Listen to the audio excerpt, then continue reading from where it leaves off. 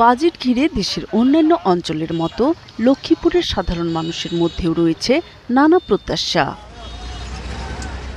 তারা বলছেন, বাজারে স্বস্তি, কর্মসংস্থান বৃদ্ধি, কৃষকের ন্যায্য মূল্য এবং উন্নত জীবনযাত্রা নিশ্চিতের মাধ্যমে বাজেটের ফল যেন সাধারণ মানুষ পায়।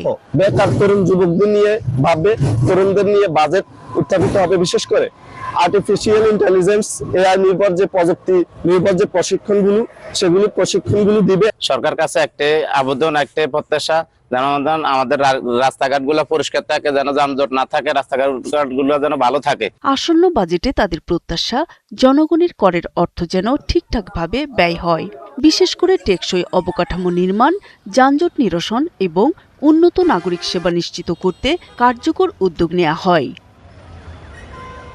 নিম্ন আয়ের মানুষরা বলেন, অসুস্থ অবস্থায় সহায়তা, সামাজিক নিরাপত্তা এবং সহজ শর্তে ঋণের ব্যবস্থা করলে তারা স্বাবলম্বী হতে পারবেন।